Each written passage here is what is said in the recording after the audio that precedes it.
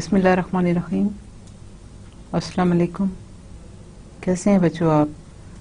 I hope के पिछले lectures जो हैं वो आपके लिए कोई इतना प्रॉब्लम नहीं क्रिएट किया होगा और आप उसको अच्छे तरीके से समझ पा रहे होंगे। हमने पिछले लेक्चर में नॉर्म्स के हवाले से बात की थी। आपको बताया था कि नॉर्म्स क्यों इम्पॉर्टेंट होते हैं और कितनी टाइप्स के नाम हम कैलकुलेट कर सकते हैं, स्पेशली जब वेक्टर्स की बात आती है और जब मैट्रिसेस की बात आती है।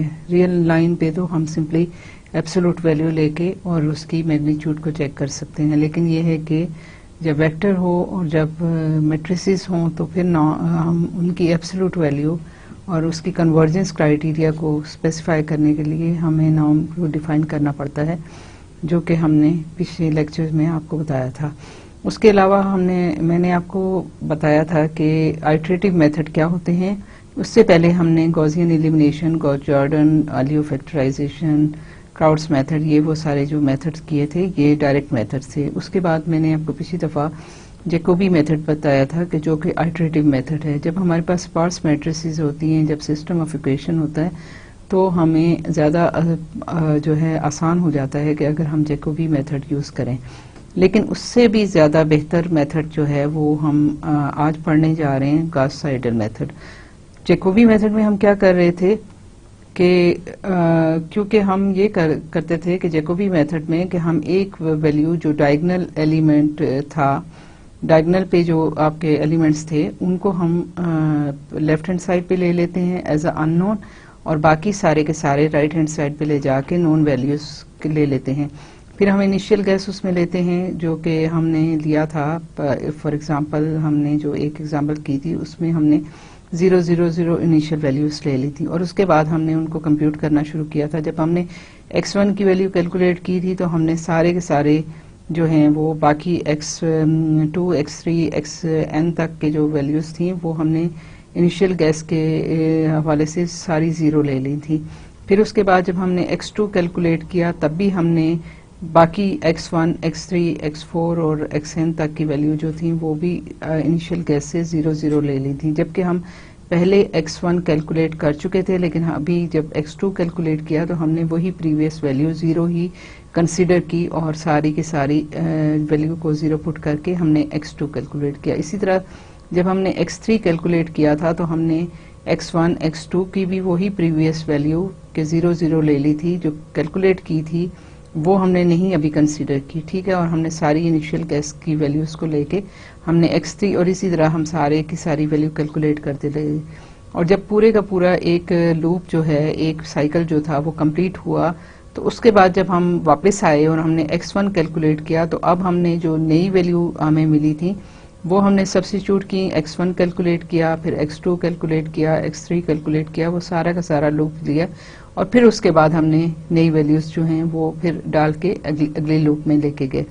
तो ये हमारा जैकोबी मेथड था। इसीलिए हम उसको जो है मेथड ऑफ साइमल्टेनियस डिस्प्लेसमेंट भी कहते हैं कि हमने सारी की सारी एक ही वक्त में जो है एक ही गैस वैल्यू को यूज करके x1 से xn तक की वैल्यू कैलकुलेट कर दी थी। Because each of the equation is simultaneously changed by using the most recent set of x values. Actually the x value of the next trial new x are not used. ठीक है, वही मैंने कहा कि जो नए हमने x1 जब कैलकुलेट कर लिया तो जब x2 कैलकुलेट किया तो वो x1 नया वाला नहीं यूज किया बल्कि पुराना वाला यूज किया। इसी तरह से x3 कैलकुलेट करते हुए x1, x2 नए वाले नहीं यूज किए बल्कि पुराने वाले यूज किए। Even in the part until we have first found all its component, that is we compute xi means के x1, x2, xn तक kth इटरेशन पे the components xi k -1 are used। ठीक है, कि x kth इटरेशन पे जो x थे उनको कंप्यूट करने के लिए हमने k -1th इटरेशन पे जो हमें मिले वैल्यूज वो हमने यूज की थी।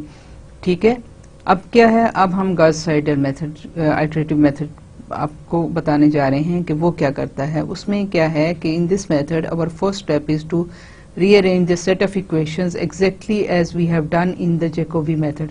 उसी तरीके से हमने करना है। क्या हम करेंगे कि हम उसी तरीके से x1 इज इक्वल टू सारे बाकी तमाम टर्म्स को उस साइड पे लेके जाएंगे, इसी तरह से x2 इक्वल टू करेंगे और सारी टर्म्स सेकेंड इक्वेशन में से आप राइट हैंड साइड पे ले जाओगे। थर्ड इक्वेशन जो होगी उसमें x3 इक्वल टू करके और बाकी सारी टर्म्स को आप लेफ्ट राइट हैंड साइड पे ले जाते हो। इसी तरह फोर्थ इक्वेशन में x4 इक्वल टू हो जाता है और nth इक्वेशन पे xn इक्वल टू आपके पास बाकी तमाम की तमाम टर्म्स जो है वो राइट हैंड साइड पे चली जाती हैं। हमने इसी तरीके से इसको दोबारा अपनी इक्वेशंस को रीअरेंज करना है और फिर क्या करना है, then proceed to improve each x value in turn always using the most recent approximation to the value of the other variables।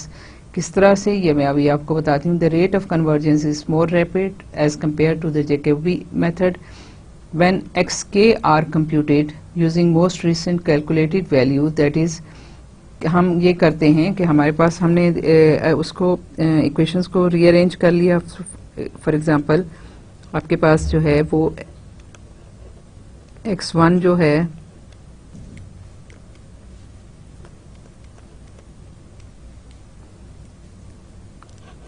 b1 over a11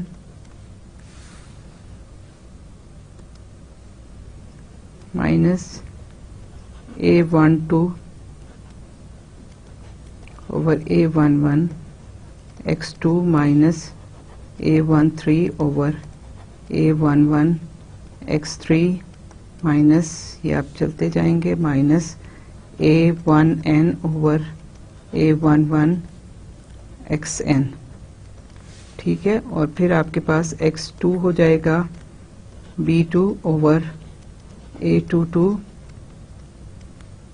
minus a21 over a22 x1 minus a23 over a22 x3 minus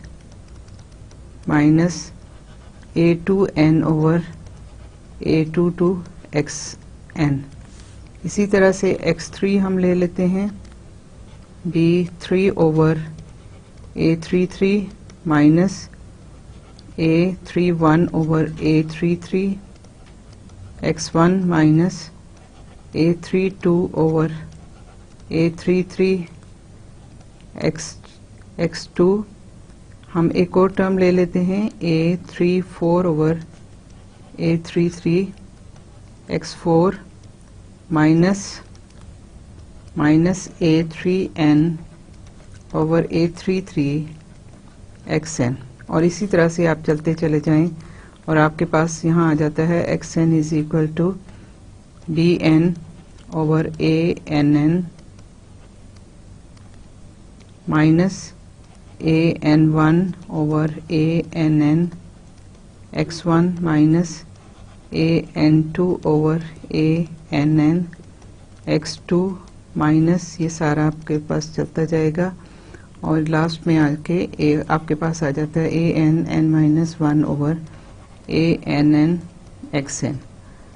अब ये एक system हमने rearrange कर लिया। अब पिछली दफ़ा हम क्या कर रहे थे, जब हमने x1 कैलकुलेट किया था तो यहाँ फर्स्ट इटरेशन पे हमने यहाँ पे x2 को 0 लिया था, ठीक है, जो कि हमारे पास 0th इटरेशन पे जो हमने गेस वैल्यू ली थी और ये सारे का सारा हमने 0th इटरेशन पे लिया था, ठीक है, हमारे पास यही वैल्यू अवेलेबल भी थी। उसके बाद जब हमने x2 कैलकुलेट किया था फर्स्ट इटरेशन पे तो हमने ये सारे के सारे 0 ले लिए थे, ठीक है, यहाँ से ये भी 0 ले लिया था, इसको भी 0 ले लिया था, इसको भी 0 ले लिया था, ठीक है, जबकि हमने x1 यहाँ पे कंप्यूट कर लिया था, लेकिन फिर भी हमने उससे प्रीवियस इटरेशन का लिया था। इसी तरह से हमने x3 जब कैलकुलेट किया तो हमने ये भी 0 पे ले लिया था, ये भी 0 पे ले लिया था, जबकि हम ये दो कैलकुलेट कर चुके हैं, ये भी 0 पे ले लिया था और ये भी 0 पे ले लिया था। उसके बाद हमारे पास xn जो था वो भी इस तरह से आया था कि ये सारे हमने 0 लिए थे, ठीक है। लेकिन अब हम क्या करने जा रहे हैं, अब हम ये करने जा रहे हैं कि हमने यहाँ से x1 कैलकुलेट किया, क्योंकि हमारे पास x2 x3 xn तक जो है वो इनिशियल गैस की वैल्यू पड़ी हुई है, हमने जो इनिशियल गैस लिया है सो हम ये वाली सब्स्टिट्यूट करेंगे। लेकिन जब हम x2 कंप्यूट करने जा रहे हैं तो उस वक्त हम क्या करेंगे कि हम जो ये है हमारे पास b2 ओवर a2 वो तो ऑब्वियसली कांस्टेंट है, लेकिन क्योंकि हम यहाँ पे x1 कैलकुलेट कर चुके हैं, हमारे पास वैल्यू x1 की नई आ गई है, सो हम यहाँ पे अपना जो है वो x1 के जो है वो हम इस वक्त जो है इसमें यहाँ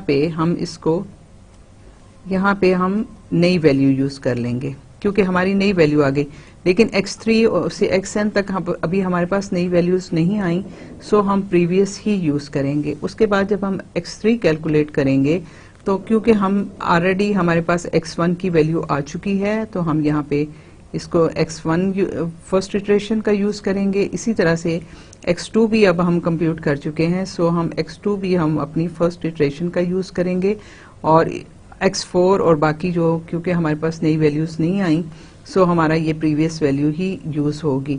उसके बाद जो है वो इसको मैं ठीक कर लूँ। उसके बाद ये है कि जब आप xn कैलकुलेट कर रहे हो तो xn-1 तक ये था आपके पास x-1 n-1, तो ये n-1 तक की सारी वैल्यू आप पहले कैलकुलेट कर चुके हो। सो आपके पास जो है अब नई जो वैल्यूज आएंगी वो आपके पास क्या होंगी, वो आपके पास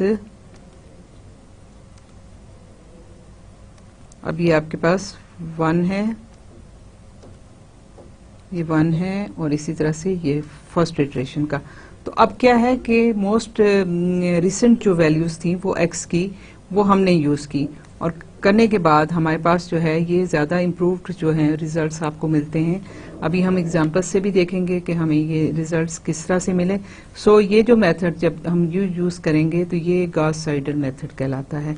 सो हमारे पास क्या है कि हमने इसको जो है वो अगर हम इसको कंबाइन करके लिखें जिस तरह हमने प्रीवियस जैकोबी मेथड में किया था, तो अब हमारे पास जो है वो बी एक्स आई जो है वो बी आई है। अगर आप इसमें प्रीवियस जाके देखें तो आपके पास क्या है, 1 के लिए b1/1 है, x2 के लिए b2/a22 है, x3 के लिए b3/a33 है, इसी तरह से xn के लिए bn/ann है। और इसमें आपके पास जो है पहला सबस्क्रिप्ट जो है वो जो x की जो वैल्यू है, x का जो सबस्क्रिप्ट है वही आप इसका a इसका पहला सबस्क्रिप्ट वही होगा। सो हम जो है इस तरह से इसको कर सकते हैं। और सेकंड सबस्क्रिप्ट वेरी कर रहा है फ्रॉम 1 और यहाँ पे क्योंकि x2 यहाँ है, सो x2 आपका नहीं आएगा तो 1, 3 और 9 n तक है। इसी तरह से जब आपके पास x3 है तो आपके पास यहाँ पे 3 नहीं आएगा, बाकी सारे के सारे जो हैं फ्रॉम 1 to n वेरी कर रहे हैं। इसी तरह से nth में आपके पास nth टर्म नहीं है। सो हम जो है इसको कंबाइन करेंगे तो हमारे पास क्या आ जाएगा, b1 ये i है तो b i हो जाएगा माइनस समेशन है a i फर्स्ट सबस्क्रिप्ट इसका और इसका सेम होना चाहिए। j जो है वो वेरी कर रहा है फ्रॉम 1 to i-1, ठीक है। i जो है जो भी है, अगर 3 है तो ये 2 तक वेरी करेगा और फिर उसके बाद क्या है अगेन जो है वो a i j i वही है, j जो है अब वेरी कर रहा है, ये i-1 तक था। ये वाली टर्म जो है हमारे पास ith टर्म यहाँ पे नहीं मौजूद। सो हमारे पास क्या है कि ये j वेरी कर रहा है फ्रॉम 1 to i-1 और ये वेरी कर रहा है फ्रॉम j i+1 से n तक, और इसमें ith जो टर्म है वो मिसिंग है, ठीक है। x और ये क्या है, ये प्रीवियस वैल्यू है k-1th आइटरेशन पे, जबकि जो इससे पहले की वैल्यू है when j varies from 1 to i-1 means कि अगर ये i इक्वल टू 4 है तो ये 1, 2 और 3 तक जो हैं वो x1, x2, x3 जो हैं वो आपकी रिसेंट वैल्यूज यूज होंगी और उससे बाद जो है x5, x6, x7 जो हैं ऑनवर्ड जो हैं वो प्रीवियस वैल्यू यूज होंगी। और this whole thing divided by ai जो कि आपके पास i जो है 2 है तो ये 2, 2 हो जाएगा, 3 है तो 3, 3 हो जाएगा। सो आपके पास जो है ये फॉर्मूला इसको गॉस साइडल मेथड को सॉल्व करने के लिए आ गया। For all i varies from 1 to n, ठीक है, जिसमें यहाँ पे आपके पास j is not equal to i, बाकी तमाम की तमाम वैल्यू आपकी इसकी इन्वॉल्व हो जाती हैं। अब ये देखिए कि हमारे पास ये दोनों जो मेथड्स हैं ये एक्सप्लिसिट मेथड कहलाते हैं, इसलिए कि अगर आप जैकोबी मेथड को भी देखें और गॉस साइडल मेथड को भी देखें तो आपके लेफ्ट हैंड साइड पे या जो अननोन वैल्यू है वो सिंगल है, ठीक है, और सारी की सारी नोन वैल्यू जो हैं वो आपकी राइट हैंड साइड पे है। अननोन वैल्यू आपकी सिर्फ एक वैल्यू जो है वो आपकी लेफ्ट हैंड साइड पे है। तो इस मेथड को हम एक्सप्लिसिट कहते हैं। और अगर आपके पास एक से ज्यादा अननोन वैल्यू हों एक इक्वेशन में, तो वो आपकी ऑब्वियसली जो लेफ्ट हैंड साइड होगी वो सिंगल वैल्यू नहीं होगी, वो एक से ज्यादा होंगी, तब आपकी वो भी में भी मैट्रिक्स बना रही होंगी, आपका लेफ्ट हैंड साइड भी एक मैट्रिक्स बन रहा होगा, तो वो आपका मेथड जो है वो इम्प्लिसिट मेथड कहलाता है। सो हमारे पास ये जो है ये एक्सप्लिसिट मेथड है। This procedure is called the Gauss Seidel iterative method. For Gauss Seidel method we write x1, ये मैं आपको फिर वही चीज बता रही हूँ कि ये b1/a11 है, ये सारी की सारी आपकी प्रीवियस वैल्यू यूज होंगी। उसके बाद जो आपकी सेकंड इक्वेशन है वो a2 जो है वो b22, और इसके साथ आपके पास क्या है, फर्स्ट क्योंकि x1 हम कैलकुलेट कर चुके हैं तो ये आपकी रिसेंट वैल्यू यूज हो जाएगी, इसके अलावा बाकी सारी आपकी प्रीवियस वैल्यू यूज होंगी। इसी तरह से जो आपकी x3 है वो b3/a33 हो गया, और आपके पास a3133 प्लस a32/a33 x2, और ये रिसेंट वैल्यू है, प्लस जो है वो आपकी ये प्रीवियस वैल्यू है।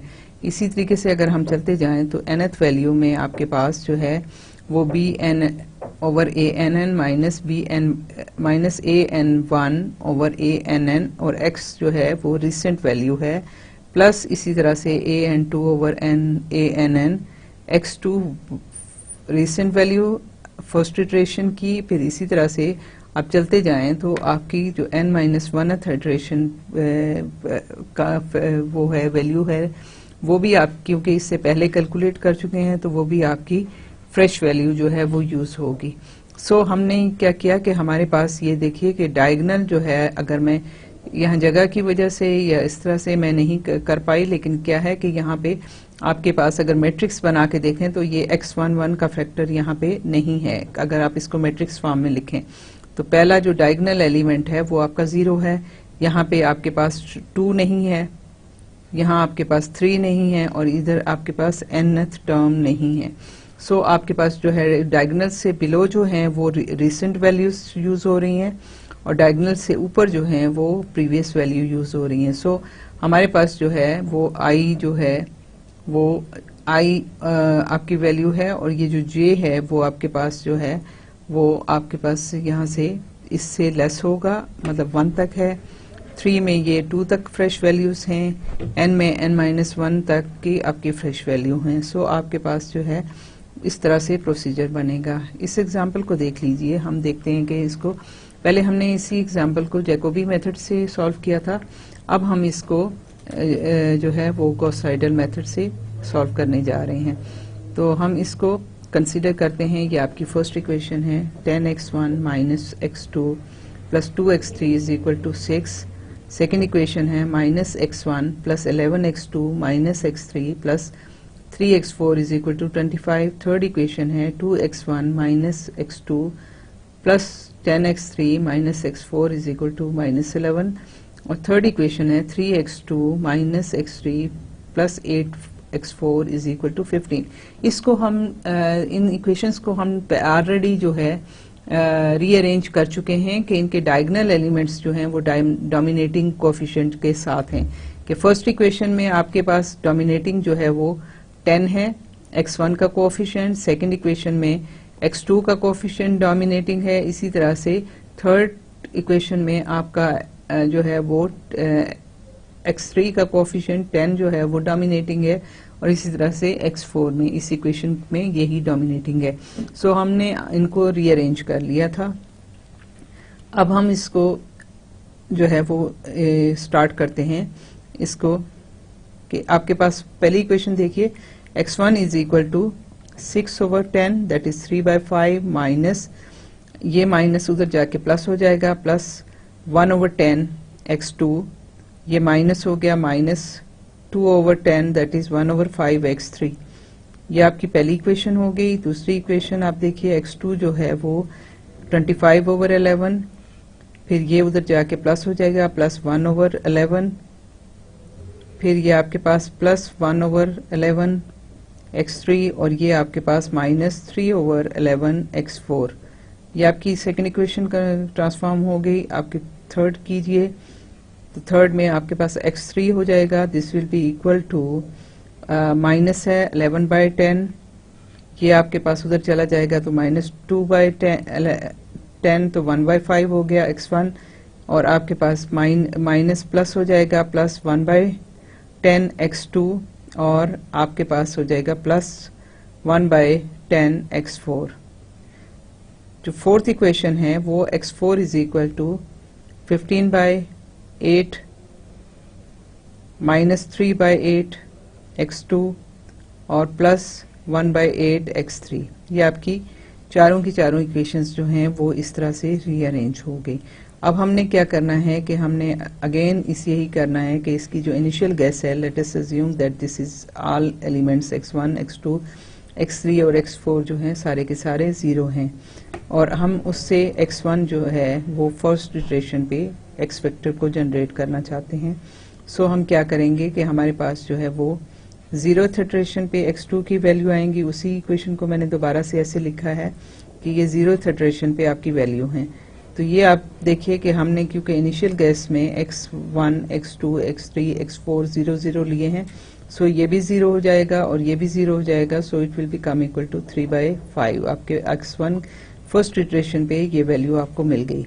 उसके बाद हमने x2 की वैल्यू ली फर्स्ट इटरेशन पे, तो ये 25/11 है, प्लस अब क्योंकि हम x1 को कैलकुलेट कर चुके हैं, इसकी नई वैल्यू हमारे पास आ गई है, सो हम इसकी वैल्यू को यूज करेंगे, और आपके पास जो बाकी हैं क्योंकि ये अभी प्रीवियस आपके पास हैं तो ये इसको उस तरीके से इसकी 0th इटरेशन वाली वैल्यूज हम इसमें लेंगे।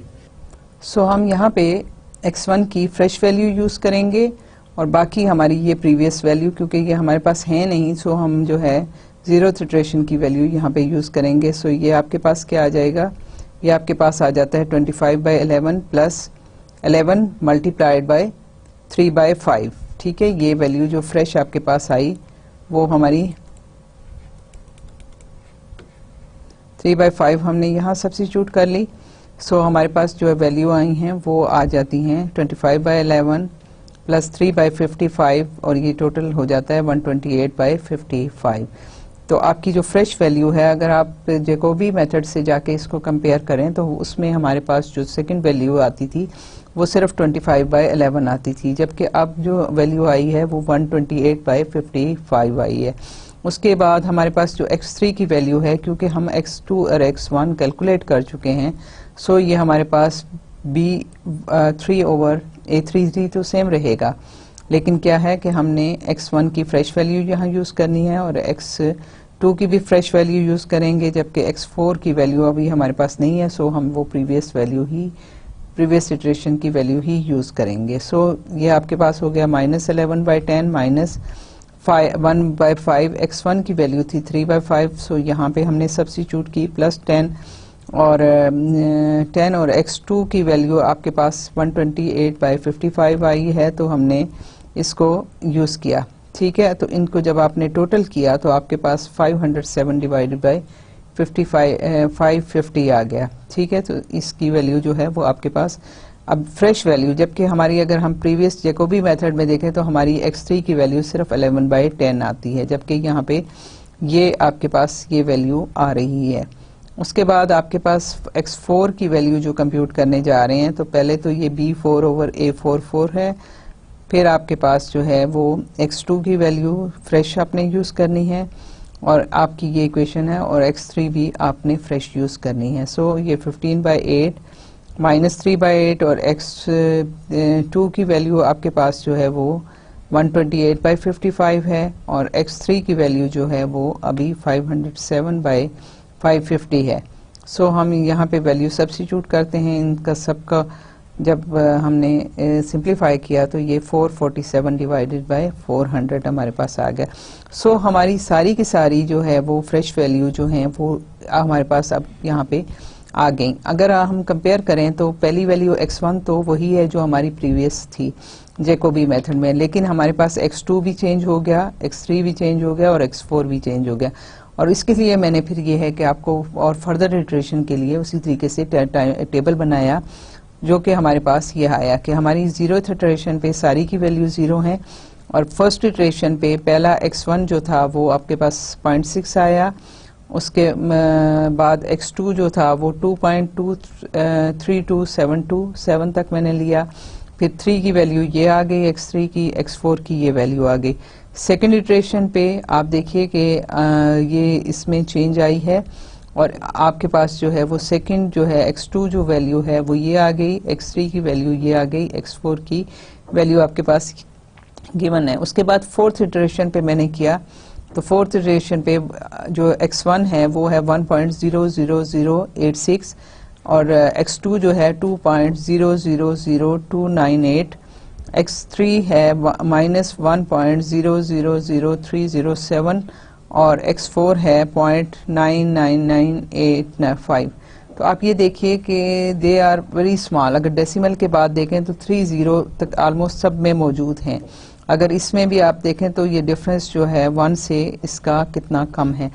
इसी तरह से मैंने फिफ्थ इटरेशन ली तो एक 0 इसमें और ऐड हो गया, यहाँ पे भी 0 एक ऐड हो गया और स्मॉलर वैल्यू आपको दे दी। अब ये देखिए फिफ्थ इटरेशन में हमारे पास जो है x1 की वैल्यू अप्रोच कर रही है 1 के, क्योंकि ये 00040 हैं तो ये बड़ा स्मॉल जो है डेसिमल के बाद वैल्यूज हैं। So it is approximately equal to 1, जबकि सेकंड x2 की वैल्यू जो है अप्रोक्सीमेटली इक्वल टू 2 है, थर्ड वैल्यू जो है अप्रोक्सीमेटली इक्वल टू -1 है और फोर्थ वैल्यू जो है क्योंकि 0.999 है so it is approximately equal to 1, जो कि हमारे जो है वो अगर हम इस सिस्टम ऑफ इक्वेशन को सॉल्व करते हैं तो एग्जैक्ट सोल्यूशन जो आता है वो हमारे पास यही है कि x1 की वैल्यू 1 आती है, x2 की वैल्यू 2 है, x3 की वैल्यू -1 है और x4 की वैल्यू 1 है। सो हमने पिछली दफा जैकोबी मेथड में जो यहाँ तक रिजल्ट, बल्कि इससे ये ज़्यादा बेहतर रिजल्ट है, हमने 10 इटरेशन में वो इतने ये वैल्यूज़ अटेंड की थी, जबकि यहाँ पे आप देखिए कि फिफ्थ इटरेशन में ही आपके पास जो है बल्कि कहना चाहिए फोर्थ इटरेशन पे ही वही वैल्यू आपको मिल गई। So the decision to stop after 5 iteration is based on the criteria कि x5 minus x4 absolute value of this, ये वेक्टर्स हैं, ठीक है, डिवाइडेड बाय x5 जो है इसकी इन्फिनिट के आपने इसमें जो मैक्सिमम वैल्यू है इस कॉलम में वो आपने उस सिचुएशन में वो कंसीडर करनी है। So this is equal to x5 minus x4 है 2.77 10⁻⁴। अगर आप देखें, आपको याद हो तो प्रीवियसली ऑलमोस्ट मेरा ख्याल है 8.10⁻⁴ कुछ इस तरह से था, तो ये वैल्यू उससे कहीं कम हो गई है और डिवाइडेड बाय जब आपने इससे किया तो आपके पास जो है दिस इज 1.38 मल्टीप्लाइड बाय 10⁻⁴। आप इसको जाके जैकोबी मेथड से कंपेयर कीजिए, ये उससे कहीं कम वैल्यू है, जबकि हमारा पास एग्जैक्ट सोल्यूशन जो है वो 1, 2, -1 और 1 है ट्रांसपोज, जो कि मैंने आपको बताया कि इसका एग्जैक्ट सोल्यूशन ये आता है। और इसका x5 माइनस x जो इसकी एग्जैक्ट सोल्यूशन के साथ जब हमने कंसीडर किया तो ये एरर जो है ये 0.00002 के इक्वल है। तो इसको अगर आप जैकोबी मेथड से करें तो आप देखेंगे कि नंबर ऑफ इटरेशन भी और एक्यूरेसी जो है इस मेथड में उस जैकोबी मेथड के मुकाबले में बहुत बेहतर हो गई है। सो हमारा जो है ये मेथड जो है गॉस साइडल मेथड है वो इस तरीके से है और ये बल्कि आसान भी है, क्योंकि जब आप कंप्यूटर पे काम करते हैं ना तो उसमें ये होता है कि आपको ये x1, x2, x3 जो भी n तक वैल्यू हैं, अगर आप जैकोबी मेथड यूज कर रहे हैं तो जब वो नई वैल्यू कैलकुलेट करता है ना तो वो ओवरराइट कर लेता है, इसलिए आपको प्रीवियस सारी वैल्यू को स्टोर कराना पड़ता है। जब आप स्टोर करा लेंगे एक दफ़ा वो वैल्यू और आप नई वैल्यू कैलकुलेट करेंगे तो उसके लिए आपको अलग से वो वैल्यू जो हैं वो बचा के रखनी है, जो नई वैल्यू कैलकुलेट होती हैं, और वो जो पिछली स्टोर हुई हुई वैल्यूज़ हैं वही वाली इस्तेमाल करनी है। और फिर जब एक पूरा लूप ख़त्म हो जाएगा, फर्स्ट इटरेशन ख़त्म हो जाएगी, तो सेकंड इटरेशन के लिए फिर आप जो है नई वैल्यूज़ जो हैं उनको प्रीवियस वैल्यूज सोच के उनको ट्रांसफ़र करके प्रीवियस वैल्यूज़ पे, तो फिर आप फिर दोबारा से सारा लूप चलाएंगे। लेकिन गॉस साइडल मेथड में ये फ़ायदा है कि आपको ये स्टोरेज नहीं करनी पड़ती। जब आप x1 कैलकुलेट कर लेंगे तो वो उसको ओवरराइट करके x1 की नई वैल्यू ले लेगा और जहाँ कहीं यूज़ करना होगा वो x1 की नई वैल्यू यूज़ करेगा। इसी तरह जब वो x2 कैलकुलेट करेगा तो वो ओवरराइट कर लेगा x2 की वैल्यू और जहाँ ज़रूरत होगी वो x2 की वो वैल्यू कैलकुलेट करेगा। इसी तरह से वो जब अपना डाटा अपडेट करता रहेगा तो आपकी स्टोरेज भी कम इसमें होगी, एक्यूरेसी भी आपकी ज़्यादा होगी, एफर्ट भी आपकी इसमें बहुत कम लगेगी। सो आपका जो ये मेथड है ये उसके मुकाबले में बहुत बेहतर है। अभी इसके अलावा भी हम आपको कई और मेथड बताएंगे जो आपके न्यूमेरिकल सॉल्यूशन के लिए आप यूज़ कर सकते हो। आपकी अपनी सिस्टम ऑफ इक्वेशन को, आप डिफरेंशियल इक्वेशन को, आप इंटेग्रल इक्वेशन को, किसी टाइप की भी इक्वेशंस को न्यूमेरिकली सॉल्व करने के लिए आपको टेक्निक्स पता होनी चाहिए। सो हम वही करने जा रहे हैं। सो इसके लिए कुछ थोड़ा सा बेस बनाने की ज़रूरत है, कुछ चीज़ें आपको आनी चाहिए, फिर ये हम जो है और यही मेथड जो है आगे चलते हैं। और इंटरपोलेशन और एक्सट्रापोलेशन जो है वो न्यूमेरिकल टेक्निक्स में बहुत ज़्यादा इम्पॉर्टेंट है। आप ये देखें कि अगर मैंने आपसे कहा था ना कि अगर आज से कुछ साल पहले, मे बी 7-8 साल पहले की शायद बात है, या शायद कि मार्स जो है वो नज़र आया था आसमान पे, और साइंटिस्ट ने जो प्रिडिक्ट किया था कि फ़लाँ दिन और फ़लाँ टाइम पे इतने आवर्स पे और इतने मिनट और इतने सेकंड पे मार्स जो है वो दुनिया के अर्थ के करीब तरीन उस पे होगा, पोजीशन पे। और लोगों ने देखा, लोगों ने ऑब्जर्व किया कि वो वाकई इतना नज़दीक था कि वो नेकेड आइज से भी नज़र आ रहा था।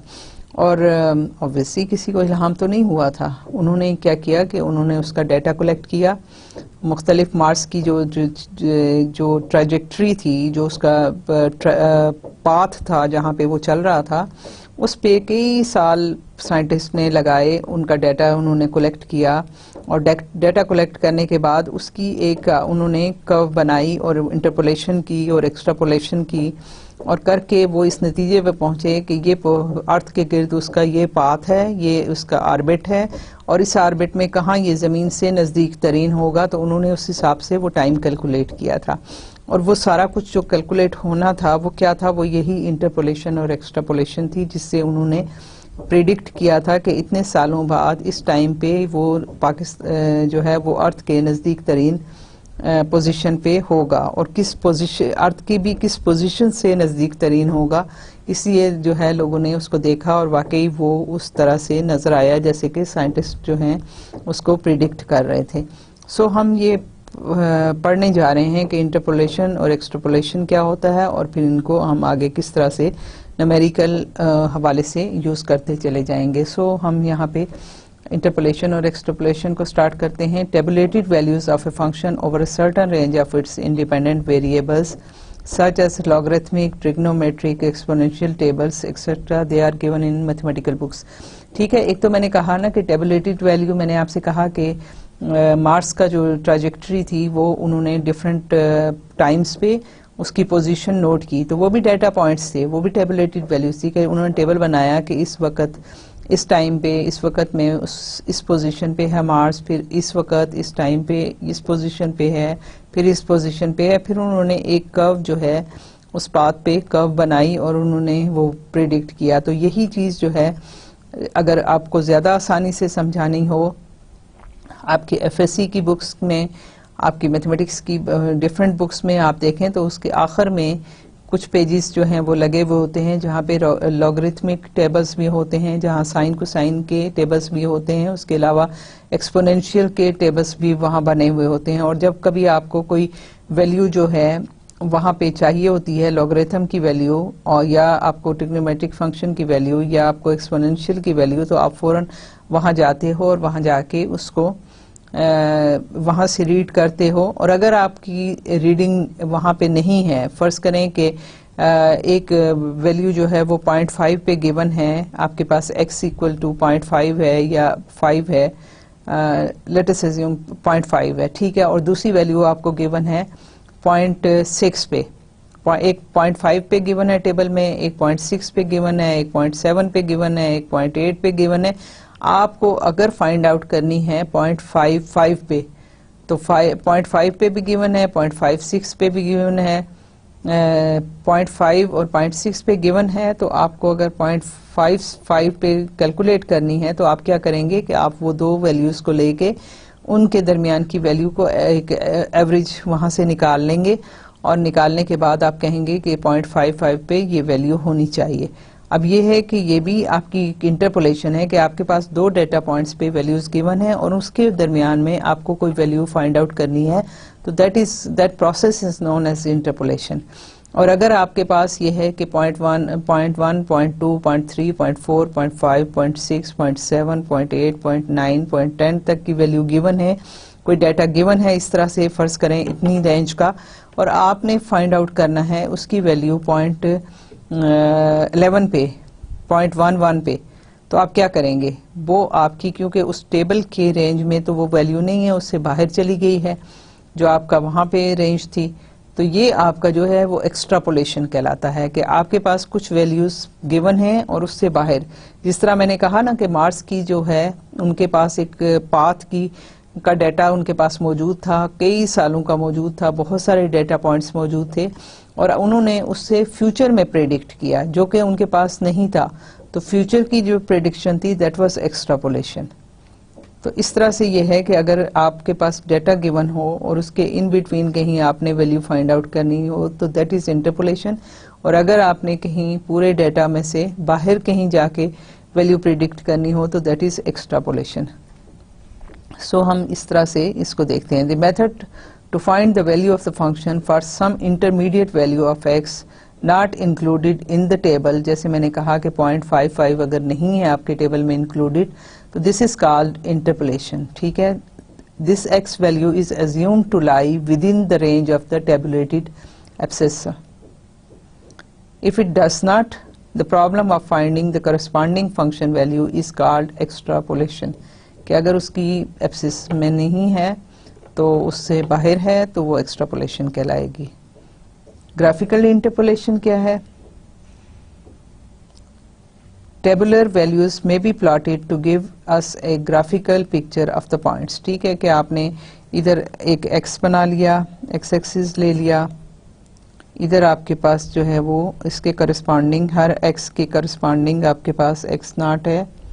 ठीक है, यहाँ पे पॉइंट्स हैं x1, x2, इसी तरह से आपके पास यहाँ पे पॉइंट्स जो हैं वो चलते जा रहे हैं और इनके करस्पॉन्डिंग आपके पास कोई डाटा पॉइंट है कि यहाँ पे एक वैल्यू है, यहाँ पे एक वैल्यू है, यहाँ पे एक वैल्यू है। तो ये ग्राफिकली जो है वो आप अगर इसको बना रहे हैं तो एक स्मूथ कर्व यहाँ से बनाएंगे, ठीक है, जो इनको क्रॉस कर रही है।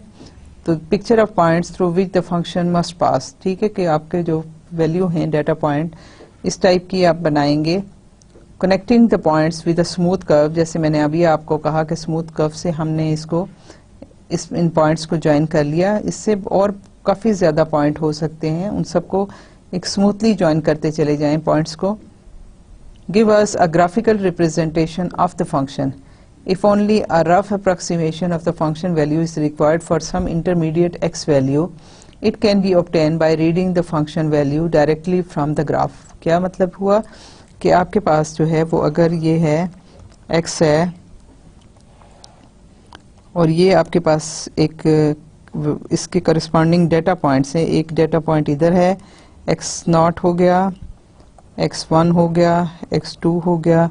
इसी तरह से अगर हम इसको और आगे बढ़ा लें और ये आपके पास जो है वैल्यूज इस तरह से चलती जाएं तो हमारे पास क्या होगा यहाँ पे, और इस तरह से कोई वैल्यूज, ठीक है, इस तरह। तो हम पहले तो इसको स्मूथ जो है कर्व इसमें से ड्रॉ करेंगे।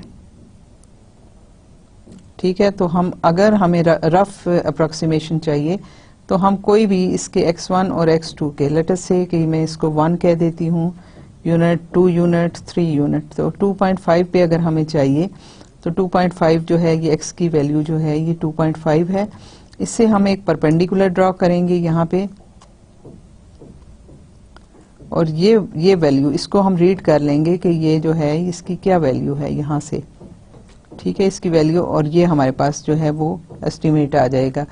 Reading the function value directly from the graph, तो ये हम ये है कि यहाँ से ग्राफ से इसको रीड कर लेंगे। This procedure is called the graphical interpolation. ठीक है, if the given value of the independent variable are close together, a sufficiently good graphical approximation to the function might be obtained by connecting the points with straight line segments. ठीक है, कि अगर हमारे पास जो है वो इस तरह से हो, an intermediate value function can also be obtained analytically by a method based on this piecewise linear approximation of the function. ठीक है, हम ये करें कि हमारे पास देखिए, अगर मैं इसको थोड़ी सी लंबी लाइन ड्रा कर लूं, दिस इज एक्स,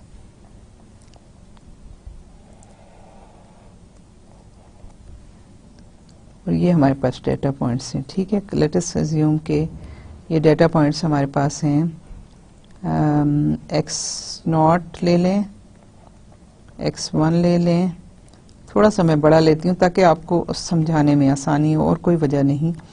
ठीक है, x3, इसी तरह से x4, और ये चलते जाएं xn तक, कोई भी n वैल्यू है, और इसके अगर डेटा पॉइंट इस तरह से हैं, यहाँ से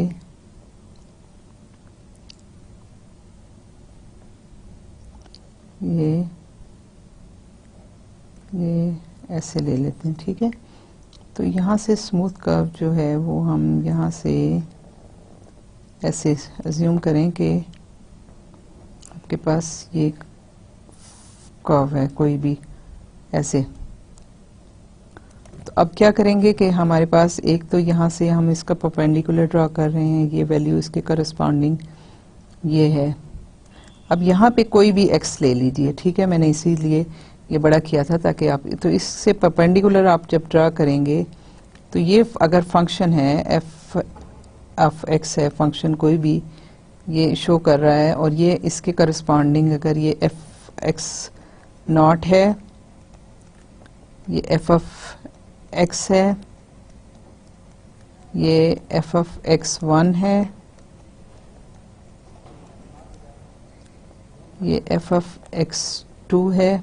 ठीक है, तो हम यहाँ से ये आप अगर ये हम कहते हैं, ये तो मैंने आपको दिखाने के लिए बड़ा ग्राफ बनाया है, अगर if they are close enough. ठीक है, तो हम क्या करते हैं कि हम इन दोनों लाइंस को स्ट्रेट लाइन से ज्वाइन कर लेते हैं। ठीक है, स्ट्रेट लाइन से ज्वाइन करेंगे तो आपके पास क्या है, सिमिलर ट्रायंगल्स हम लेते हैं, ये परपेंडिकुलर ले लिया, ये लेंथ और ये लेंथ बराबर है, तो ये आपके पास आ गया f ऑफ, ये मैं इसको x1, ठीक है, ये इतनी लेंथ है, ये f ऑफ x2, तो ये जो लेंथ है ये आपकी क्या होगी, that will be f of x2 minus f of x1। ठीक है, इतनी लेंथ, और ये लेंथ आपकी क्या है,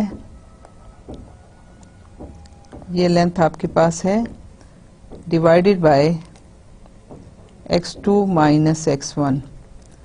ये किसके बराबर होगी, सिमिलर ट्रायंगल्स की बात हम कर रहे हैं। सिमिलर ट्रायंगल में क्या है कि आपके पास ये ट्रायंगल थी, ठीक है, और इसी तरह से आपके पास जो दूसरी है वो ये ट्रायंगल है, ये सिमिलर ट्रायंगल्स हैं, क्योंकि देखें आपके ये दो पैरेलल हैं, ये दो पैरेलल हैं, और ये वाली जो है इसको आपने यहाँ पे ज्वाइन कर लिया, तो आपके पास जो सिमिलर ट्रायंगल्स बनती हैं वो किस तरह बनेंगी कि आपके पास ये जो डिस्टेंस है ये अब क्या है, f of x minus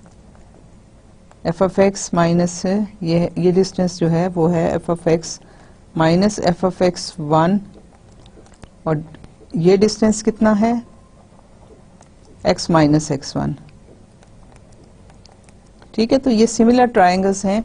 so आपके पास ये दोनों जो हैं ये आपके पास इस तरह से वैल्यू आपकी आ जाएंगी। सो हमारे पास जो है वो यहाँ से हम क्या करते हैं कि अगर हमारे पास कोई x की वैल्यू नोन है तो ये फंक्शन जो है, क्योंकि x2 भी f ऑफ x2 भी नोन है, f ऑफ x1 भी नोन है, x2 x1 भी नोन है, यहाँ भी x1 नोन है, f ऑफ x1 नोन है, तो आपके पास अगर x ये वाली वैल्यू आपके पास हो तो यहाँ से आप फंक्शन की वैल्यू कैलकुलेट कर सकते हैं कि यहाँ पे इस डेटा पॉइंट पे आपका क्या होगा। और जो कि मैंने आपसे कहा मार्स में इसी तरह हुआ कि जब आपने उसका ये पोजीशन देखी और पोजीशन के अकॉर्डिंगली आप उसको टाइम कैलकुलेट कर सकते हैं। अभी इसको भी हम देख लेंगे ज़्यादा आसानी से। So from the similar triangles आपके पास क्या आया, f of x minus f of x naught over x minus x naught is equal to f of x1 minus f of x naught over x1 minus x naught, मैंने वो x1 और x2 ले लिया था यहाँ, ये इस जो मैं अभी इसमें आपको दिखा रही हूँ वो मैंने 2 पॉइंट्स लिए थे x0 और x1 और उनके सिमिलर ट्रायंगल वहाँ पे देखी। सो यहाँ से मेरे पास f ऑफ x1 की जो वैल्यू आई वो क्या आई कि इस डिनोमिनेटर को मैंने इधर मल्टीप्लाई कर दिया और इस f ऑफ x को मैं दूसरी साइड पे ले गई, तो सो f ऑफ x जो आ गया वो f of x0 plus f of x1 minus f of x not over x1 minus x naught, और ये जो है डिनोमिनेटर ये इधर मल्टीप्लाई हो जाएगा x माइनस एक्स नॉट। सो मेरे पास जो है for any value of x, अगर मेरे पास x गिवन हो तो यहाँ से ये फॉर्मूला यूज करके इसको मैं फंक्शन को कैलकुलेट कर सकती हूँ। ये आपकी सिमिलर ट्रायंगल्स पे है और इसके लिए क्या कंडीशन है कि ये है कि जब independent variables they are close together, कि बहुत बड़े डिस्टेंस पे होगा तो ये आपको बहुत करेक्ट आंसर नहीं देगा। उसकी वजह क्या है कि देखिए हमने यहाँ पे ट्रायंगल्स बनाई हैं और हमने इतना सारा इसमें एरर इन्वॉल्व किया है, ठीक है। हमने इन 2 पॉइंट्स को इंटरपोलेट किया जबकि ये कर्व इधर से जा रही थी, तो हमने इतनी एरर इसमें इन्वॉल्व की। इसी तरह से यहाँ भी कुछ एरर इन्वॉल्व हुई है। सो ये है कि जब ये एक दूसरे से क्लोज होंगे तो फिर जिस तरह से मैंने यहाँ किया, अब यहाँ मैं करती तो मेरे एरर कम होता, तो मैंने तो आपको दिखाने के लिए इतना बड़ा इंटरवल ले लिया, लेकिन ये है कि बेसिकली ये पॉइंट्स जो हैं ये काफ़ी डाटा आपस में क्लोज होगा, तो फिर आपको ये चीज़ है ये इस तरह से एक्यूरेसी में मिलेगी। लेकिन बेसिक कॉन्सेप्ट ये है कि आप इंटरपोलेशन इस तरीके से करते हैं।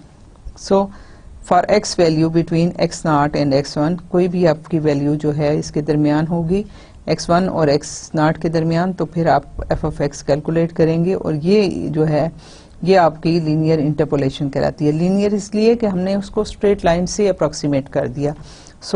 और इसमें आप देखिए कि f ऑफ x जो है यहाँ बाकी सारी की सारी चीज़ें कांस्टेंट हैं और ये आपके पास सिर्फ और सिर्फ वेरिएबल ये है। तो अगर हम चाहें तो हम इसको इक्वेशन को सिंप्लीफाई करते हैं और इसको हम इस तरीके से भी लिख सकते हैं, this is some constant a plus, ये सारे कांस्टेंट ही है ना, ये वैल्यू जो नोन है ये कांस्टेंट कहलाती हैं bx, इस फॉर्म में हम लिख सकते हैं। और सो ये एक स्ट्रेट लाइन की इक्वेशन है जो कि आपने f ऑफ x और x जो वेरी करेगा, ये नोन कांस्टेंट आपके पास हैं, आप इससे तो f ऑफ x कैलकुलेट कर सकते हो। So this is known as the linear interpolation. If the value of the function f of x are given and we are asked to find the value of x, then the process is called inverse interpolation। ठीक है कि आप देखें कि अगर हम position की बात करते हैं, जिस तरह मैंने मार्स की बात की थी, तो जो ऑर्बिट बनाया था साइंटिस्ट ने कि जो पाथ जिस पे मार्स घूम रहा था वो ऑर्बिट उनके पास नोन हो गया, क्योंकि उन्होंने कई सालों तक उस चीज़ को ऑब्जर्व किया कि वो किस रास्ते पे जो है मार्स जो है वो घूम रहा है।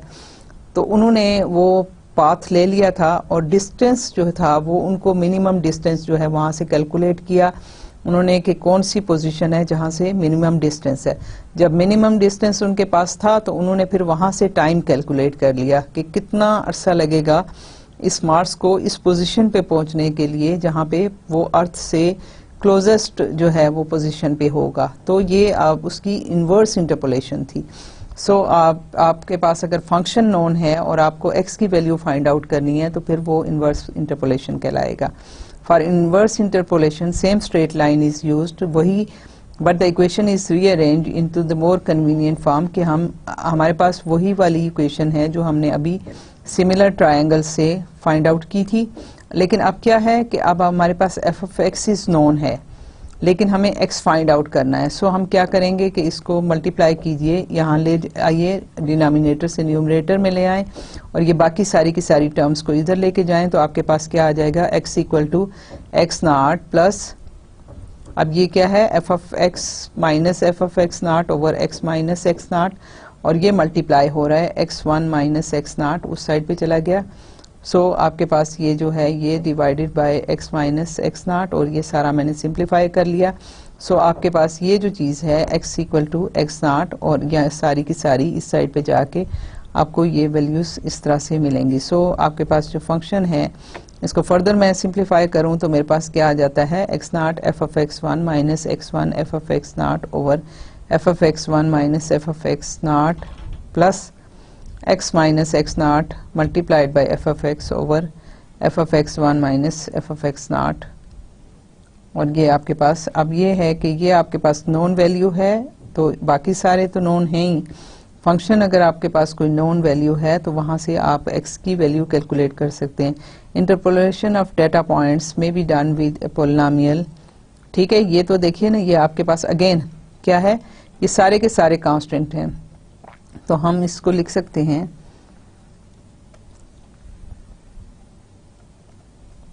सम C1 constant plus C2 f of x।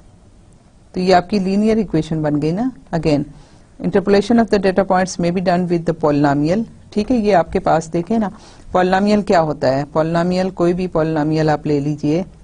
Polynomial क्या होता है, a प्लस ए नॉट ले लें plus a1 x plus a2 x square plus a3 x cube plus ये पोलिनोमियल ही है ना, प्लस an xn। ठीक है, तो ये आपके पास जो है पोलिनोमियल ऑफ ऑर्डर n है। तो पोलिनोमियल ऑफ ऑर्डर 1 जो है वो आपके पास सिर्फ और सिर्फ ये होगा, लीनियर आपकी इक्वेशन बनेगी। तो सो दिस इज अ पोलिनोमियल। आपके पास ऑफ डिग्री 2 होगा तो यहाँ तक की टर्म होंगी, डिग्री 3 होगा तो यहाँ तक की टर्म होंगी, और nth डिग्री का पोलिनोमियल जो है वो इस फॉर्म में होगा। सो हम जो है interpolation of the data points में be done with a polynomial spline function. ये मैं आपको अभी करवाऊंगी आगे किसी लेक्चर में। और उसके अलावा जो है रैशनल फंक्शन है, फोरियर सीरीज है, ये हम आने वाले लेक्चर्स में इंशाल्लाह ताला इनके मुतालिक भी कुछ न कुछ जरूर पढ़ेंगे। ठीक है, अमंग अदर पॉसिबल फॉर्म्स के बहुत सारी फॉर्म्स हैं जिनमें ये है, लेकिन जो है पोलिनोमियल जो है वो सबसे बेहतर और सबसे आसान तरीका है। सो किस तरह से हमने डेटा को पोलिनोमियल से रिलेट करना है कि हमारे पास कुछ डेटा पॉइंट्स गिवन हो, तो हम किस तरीके से उससे एक फंक्शन बना सकते हैं और उससे हम चीज़ों को कंक्लूड कर सकते हैं। सो पोलिनोमियल फिटिंग जो है वो this is the method of functional approximation in which a mathematically difficult function is replaced with one which is easier to use. Furthermore, it provides essential background for the theory of numerical integration. ठीक है, जबकि polynomial fitting जो है वो ये method है जिसमें हम अपने बहुत मुश्किल प्रॉब्लम्स को, जिस तरह से आप कैलकुलस में आपने पढ़ा है, इंटीग्रेशन में कुछ आपने देखा होगा, कुछ न्यूमेरिकल इंटीग्रेशंस की बात भी हुई थी जो कि आपके आम मेथड से, एनालिटिकल मेथड से आपकी इंटीग्रेशन सॉल्व नहीं होती। For example e raise to the power minus, ये इंटीग्रेशन अगर आप ले लें, e raise to the power minus x square d x, तो इसको आप इंटीग्रेट आसानी से नहीं कर सकते। ठीक है, आपके एनालिटिकल टेक्निक कोई भी नहीं है जो इसको इंटीग्रेट करे। सो इसके लिए हम न्यूमेरिकल टेक्निक यूज करते हैं। न्यूमेरिकल टेक्निक में क्या है कि इसको हम पॉलिनोमियल फिटिंग यूज करते हैं और इसको हम सॉल्व करने की कोशिश करते हैं, तो उस तरीके से हमारे पास इसकी वैल्यूज जो हैं वो हमें मिल जाती हैं। सो ये है कि कोई भी मुश्किल वाला प्रॉब्लम हो उसको हम पॉलिनोमियल फिट करके वहाँ पे उन डेटा पॉइंट्स पे, तो हम उससे जो है वो प्रॉब्लम को अपनी रिक्वायरमेंट के मुताबिक उसको सॉल्व कर लेते हैं। Numerical integration schemes are obtained by integrating polynomial interpolation formulas.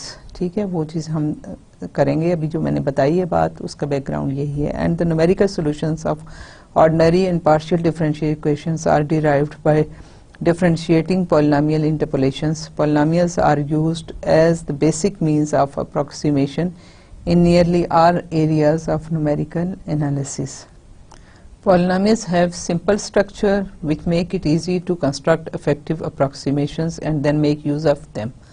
For this reason, the representation and evaluation of polynomial is a basic topic in numerical analysis. The need to interpolate begins with the early studies of astronomy, when the motion of the heavenly body was to be determined from periodic observation.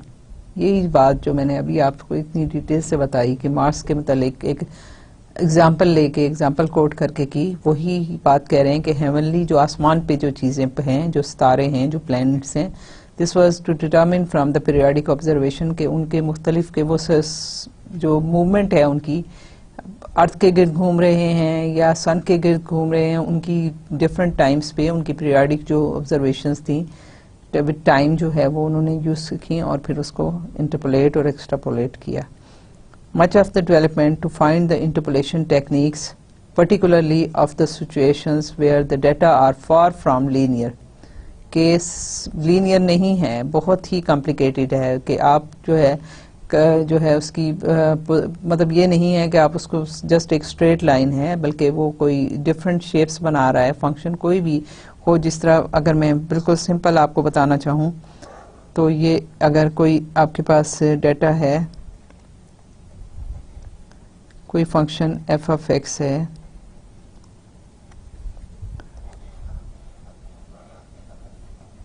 कोई ठीक है, ये किसी bacteria का, किसी insect का जो है पाथ आप ट्रेस कर लें तो ये पाथ इस टाइप का होगा. अब ये बहुत लीनियर इंटरपोलेशन से ये नहीं होता, ये बहुत ही कॉम्प्लिकेटेड सा पाथ है. तो इस पाथ को जब आपने ट्रेस करना हो और आपको पता हो कि आप उस इंसेक्ट को या उस बैक्टीरिया को आप अगर ऑब्जर्व कर रहे हैं और डिफरेंट टाइम पे उसकी पोजीशन आप देख रहे हैं कि वो किधर इस टाइम पे यहाँ पे था, दूसरा कोई टाइम आपने डेल्टा टाइम टी ले लिया, कुछ टाइम के बाद, कुछ मतलब मिनट के बाद आपने फिर उसको चेक किया तो उसकी पोजीशन कुछ और थी, फिर आपने वो मार्क कर ली, फिर उसके बाद फिर कुछ टाइम के बाद, कुछ मिनट्स के बाद उसको फिर चेक किया, फिर उसकी पोजीशन आपने नोट की और इसी तरह से डिफरेंट पोजीशन नोट करते गए तो उससे जो आपकी कर्व बनती है वो इस टाइप की बनती है. तो ये तो लीनियर नहीं है. सो अगर फार फ्रॉम लीनियर तो ये बहुत ही कॉम्प्लिकेटेड है. तो अगर इस तरह का सिचुएशन हो जाए, this comes from the work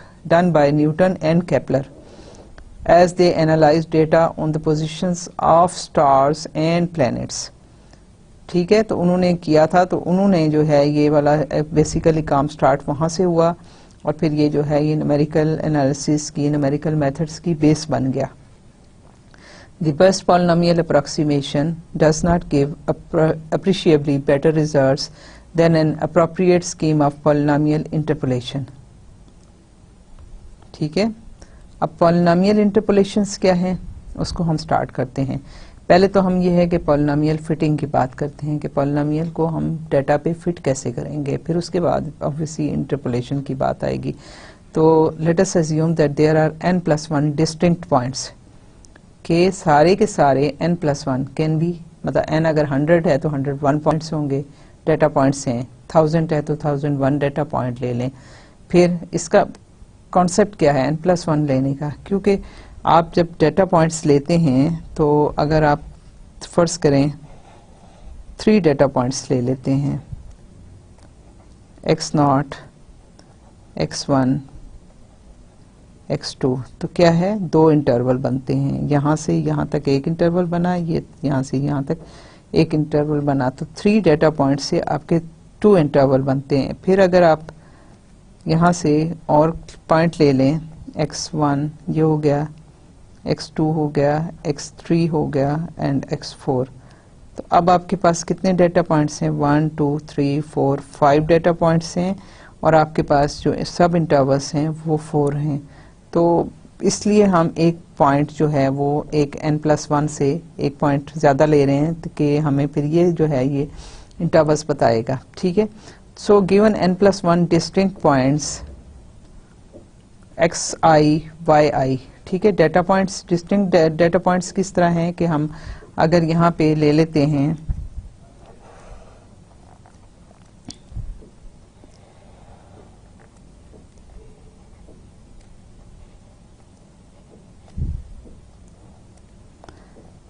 ये एक आपके पास है x0 है, x1 है, x2 है, इसी तरह मैं थोड़े से पॉइंट्स ही लेती हूँ. तो यहाँ इसके करस्पॉन्डिंग एक पॉइंट है जो कि फंक्शन की वैल्यू है एट x0. ठीक है, क्योंकि हम इसको y एक्सिस कहते हैं ना. ठीक है, तो ये आपके पास जो है y0 इसको हम कह देते हैं. फिर इसके करस्पॉन्डिंग यहाँ एक डेटा पॉइंट है, तो ये f ऑफ x1 जो है इसको हम y1 कह देते हैं. फिर इसके बाद यहाँ पे एक वैल्यू है इसकी करस्पॉन्डिंग टू x2, तो ये f एट x2 है, फंक्शन की वैल्यू एट x2 है. ठीक है, this is equal to y2. इसी तरह से यहाँ पे जो है ये y3 हो जाएगा इसके करस्पॉन्डिंग. ठीक है, तो हमारे पास जो है ये एक्स आई अब पेयर बन रहा है कि एक्स नॉट के साथ वाई नॉट है, एक्स वन के साथ वाई वन है, एक्स टू के साथ वाई टू है, एक्स थ्री के साथ वाई थ्री है। सो ये हमारे पास डेटा पॉइंट्स जो हैं ये पेयर इस तरह से बन रहा है, where i varies from 0 1 2 3 4 5 up to n। ठीक है, these are the data points. We assume that these points are known values. ठीक है, डेटा पॉइंट्स पे हमें वैल्यू गिवन है। ठीक है, and represent value of some unknown function. ठीक है, कि फंक्शन हमें नहीं पता कि फंक्शन की पूरा फंक्शन किस टाइप का जो कर्व बन रही है वो क्या किस फंक्शन को शो कर रही है, जिस तरह हमने ये देखा। ठीक है, अब अगर मैं इसको ज्वाइन करूं फॉर एग्जांपल,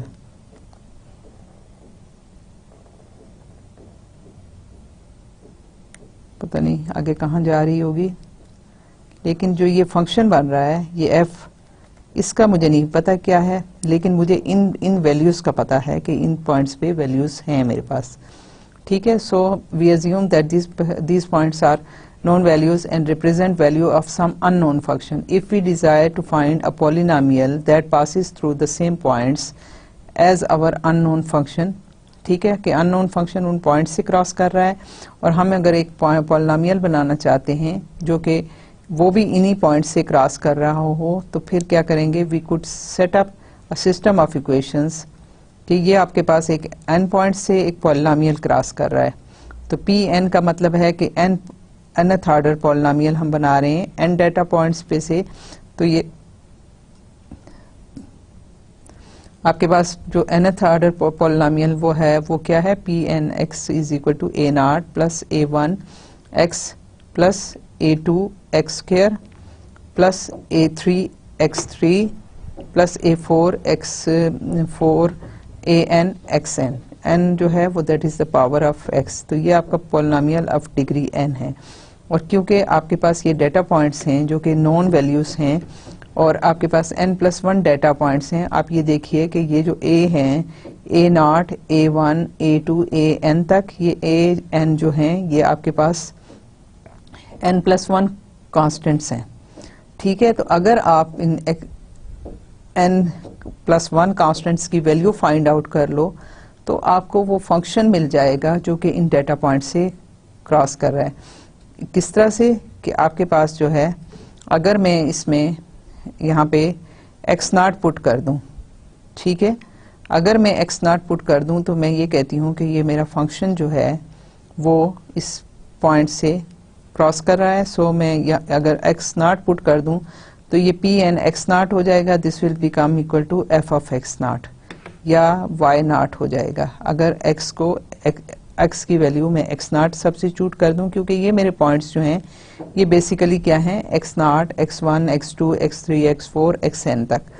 ठीक है, तो x नॉट जब मैंने इसमें सब्स्टिट्यूट कर लिया तो इसके कॉरस्पॉन्डिंग जो है फंक्शन जो है मैं कह रही हूँ मेरे पास नोन है और मैं इसको y नॉट कह दूंगी। फिर जब मैं इसको x1 पुट करूंगी, x की वैल्यू x1 पुट करूंगी जो कि मेरे पास नोन है और फंक्शन की वैल्यू भी नोन है, तो मेरे पास ये जो है ये y1 हो जाएगा। फिर इसी तरह से x2 जब सब्स्टिट्यूट करूंगी तो ये y2 हो जाएगा।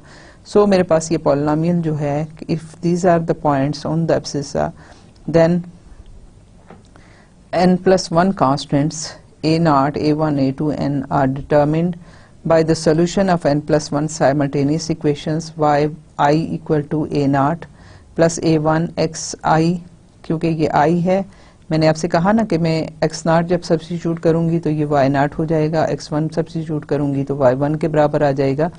इसी तरह से ये x I है plus a2 x i square plus a3 x i cube plus an x i n which are linear in ai। ठीक है, कि लीनियर मीन्स कि इनकी जो है इनके साथ कोई भी और मल्टीपल नहीं है या इनका स्क्वायर नहीं है।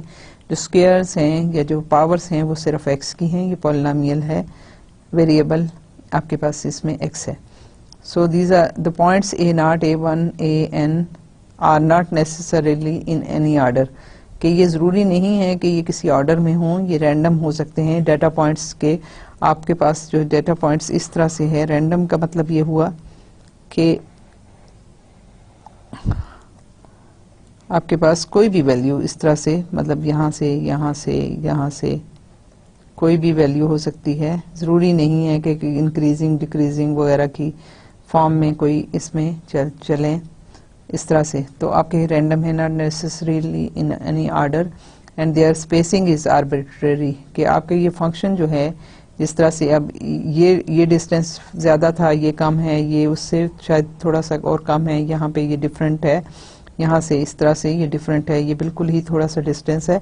तो इसकी स्पेसिंग भी जो है not necessarily in order and their spacing is arbitrary. This system can be solved for the AI if the determinant क्या है कि आप इनमें से ये AI कैलकुलेट कर सकते हो if the determinant is equal to, क्योंकि हमने A कैलकुलेट करने हैं तो हमारे पास जो X हैं वो नोन हैं, ठीक है, X0, X1, X2, X सारे के सारे नोन हैं। सो हम इसको डिटर्मिनेंट को लिखेंगे, पहला अगर X0 है तो आपके पास ये पूरी इक्वेशन आती है, ठीक है, आपके पास ये आ गई।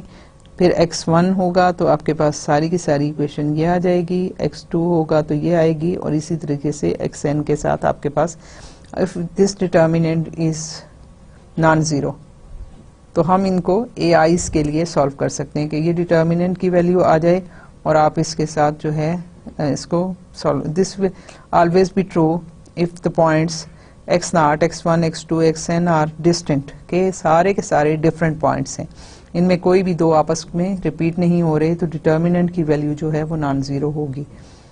If it is possible that a polynomial of degree r less than n will fit the set of points in which case the coefficients r तक तो आपके पास डेटा है, लेकिन r+1, r+2, r+3 और n तक जो है they will be zero. This system of linear equations in the AI can be solved with use of Gauss-Jordan method. ठीक है, आपके पास वो मैट्रिक्स आ गई, आप गॉस-जॉर्डन मेथड यूज़ करो या कोई भी मेथड यूज़ करो, आप कर सकते हो, लेकिन बहुत मुश्किल, बहुत लेंथी हो जाता है, लेकिन ये है कि बिल्कुल आप आराम से उसको कर सकते हो। But this direct approach is seldom used in practice. Several methods have been developed for finding this polynomial, some of which make use of special properties such as uniform spacing of the points of abscissa.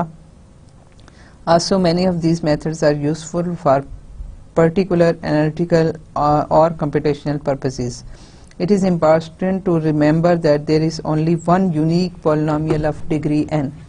ये बहुत important इसका result है कि आप किसी भी तरीके से पॉलिनोमियल को सॉल्व करने की कोशिश करो, किसी तरीके से भी पॉलिनोमियल बनाओ, आपके पास सोल्यूशन यूनिक आएगा, उसमें चेंज नहीं आएगी। सो आप किसी भी टाइप की कोई भी टेक्निक, कोई भी तरीका पॉलिनोमियल फिट करने का यूज़ कर सकते हो। So it's important to remember that there is only one unique polynomial of degree n which fits a given set of n+1 points. Hence the polynomials obtained by different methods must be the same. कि कोई भी तरीका आप use कर लें, आपके पास एक ही polynomial होगा।